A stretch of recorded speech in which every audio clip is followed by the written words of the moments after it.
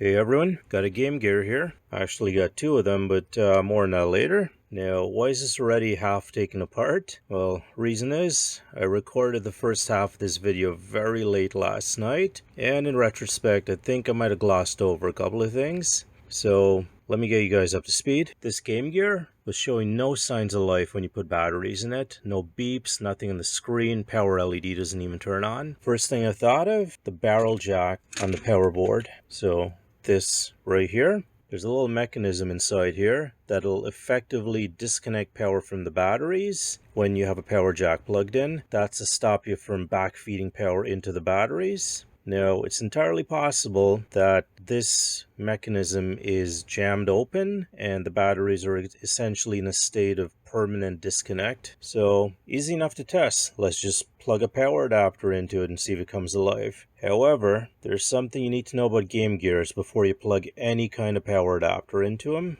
If you look at the label on this power adapter, you can see that it tells you the tip, the inside the hole there is positive, and the outside here is negative. This needs to match up with whatever you're plugging it into, and usually the device will have some kind of marking on it telling you the polarity of this plug. Game Gears don't. And to be perfectly honest, this is one of the few devices that really should have that marking on it. Let me explain. In North America, Game Gears, as far as I know, have the tip as positive. So this right here. In Japan, the tip appears to be negative, and possibly Europe as well. I'm not sure. This right here is a Japanese model. So if I were to plug this into the power board, very bad things will probably happen. And that's assuming that this cord I have would even fit in here, which it doesn't. Now, I could solder some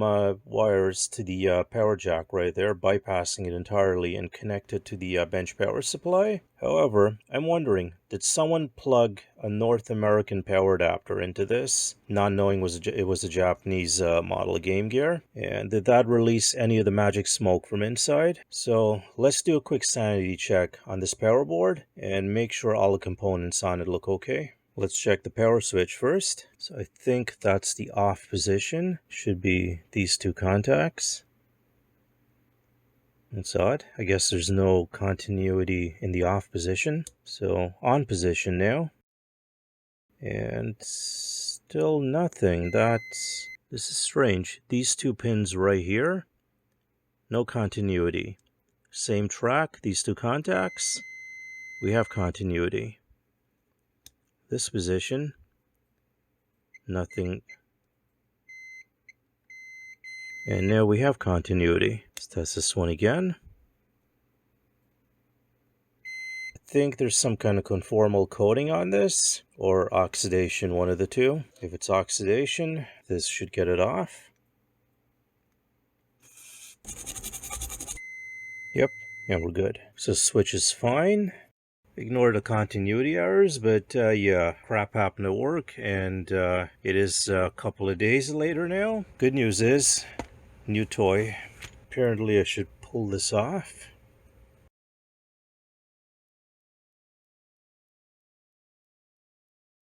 Alright, let's check the diodes. 0.6 that way, and nothing that way, which is good. Let's check these resistors. 1K. 2.1K, 215 ohms, nothing blown up just yet. Just to clarify, I paid for this. This is not sponsored or anything like that. Let's check these other capacitors there. Now, I do know I need to be testing these capacitors out of circuit to get a proper reading, but at this point I'm just hoping I'm going to get some kind of usable diagnostic to tell me what component's been fried here. Is there a problem with this one? So, potential problem on this capacitor right here. Let's test this other one right here now. Test this one again now.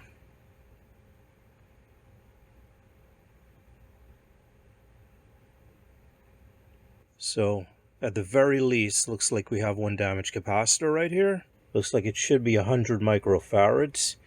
I should have one of these. Everything else on the board seems to check out. but again, can't really be too sure yet. Let's get this capacitor out of here and get it replaced. So I'm going to be using this sketchy thing to desolder it. I don't have the mooing solder sucker, you guys know what I'm talking about. And as a little aside, you never really notice the two holes in the plug until it's not there. This should be warming up. So how this works, it's not a constant vacuum in this thing. When I press this button, okay, wall power wasn't on. So when I press this button, it basically has a little vacuum piston in here that does like a one shot, which hopefully should extract any solder. Not sure how long it needs to warm up. I'll drip some isopropyl on the mat here. Yeah, it's not hot. Didn't catch fire. Okay, here's a piece of solder. And it is melting. Okay, maybe it's finally hot enough. Let's see if it works now.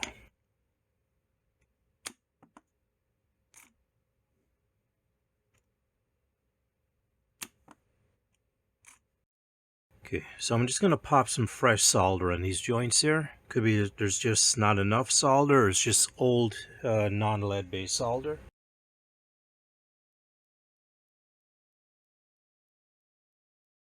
So I've loaded it up with fresh solder now. Let's see if this thing works.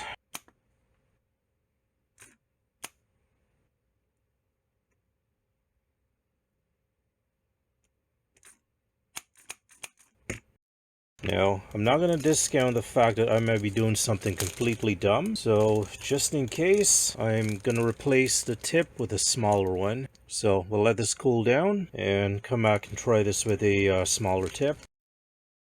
So, it's been a couple of days and finally have a chance to look at this again now. Got a new soldering tip here. Gonna try seeing if I can heat up both of those at the same time, just get them out. Just gonna tin the tip here. First thing, let's just flood both of these contact points there with solder.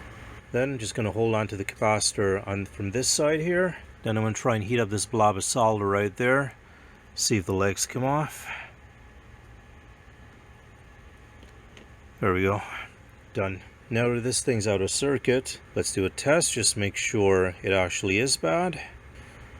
Coming up as 86 nanofarads. Which is within spec, I guess. It should be 100. So this capacitor is actually good. Either way, still needs to be replaced, but I was hoping that was the only component that was blown out on this. Wasn't even blown out to begin with. These two don't actually look like they're leaking, but I'm still going to replace them.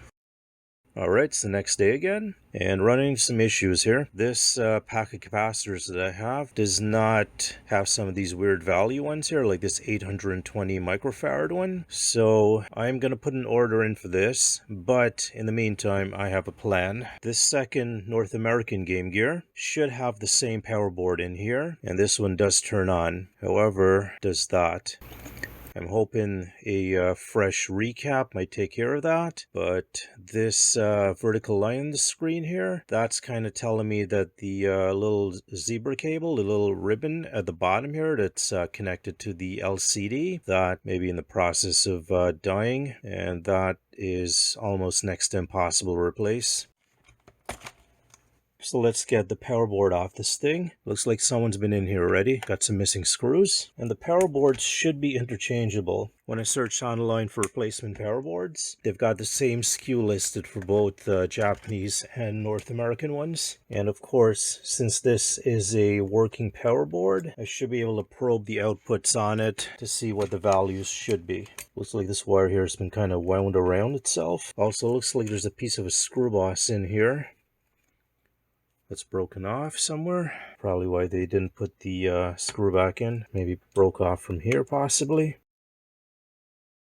It's our good power board, and this should hopefully fit right in here. Hook the cable back up, make sure we're not pinching anything, and close this up temporarily.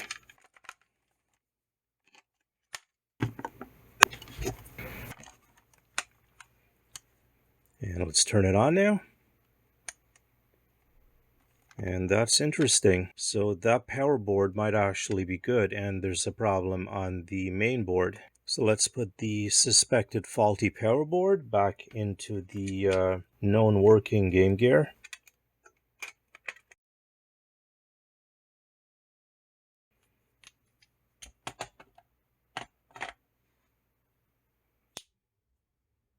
Use the screwdriver to turn it on, and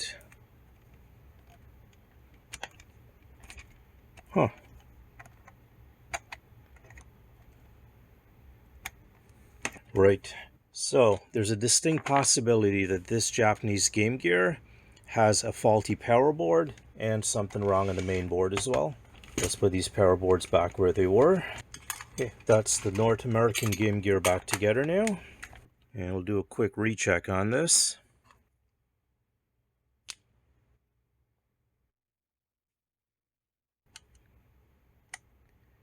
And it's working again.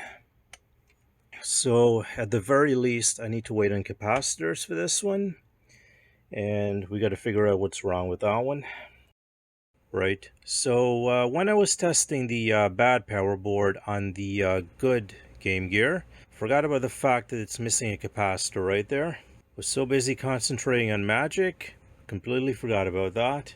Just like in that movie Star Wars, was focusing so hard on whether I could do it, never thought if I should put the capacitor back. So let's clean those holes up and we'll actually put the new capacitor in. Remember folks, magic is never the answer.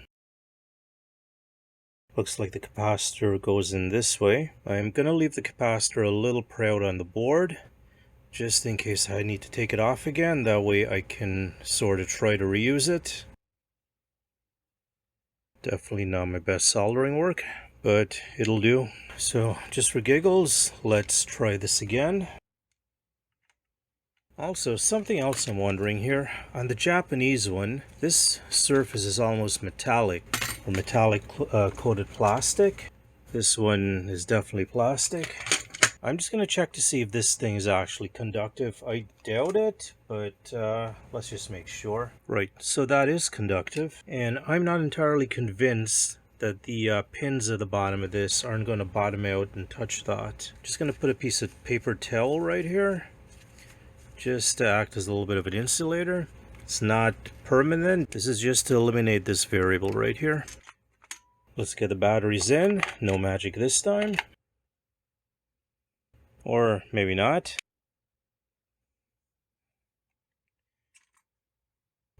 And hey,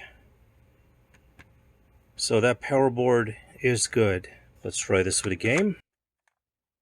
So I can see a backlight with some lines in the screen, but that's about it. So the Japanese power board is good. Looks like the damage is somewhere on the main board itself. We're just gonna have to follow that voltage and see where that leads us. Either way, we still have to wait for capacitors for both of these. If you guys have any suggestions what could be wrong with the Japanese one, let me know. But for now, thanks for watching. So, how did I come in possession of two broken Game Gears? Got these from a very nice guy called Marco. He actually sells his stuff on Facebook Marketplace. And for what it's worth, his prices seem to be more than fair. And he actually gave me these free of charge. I told him I'd even give it back to him if I got them fixed. But he was interested in just seeing videos of this stuff.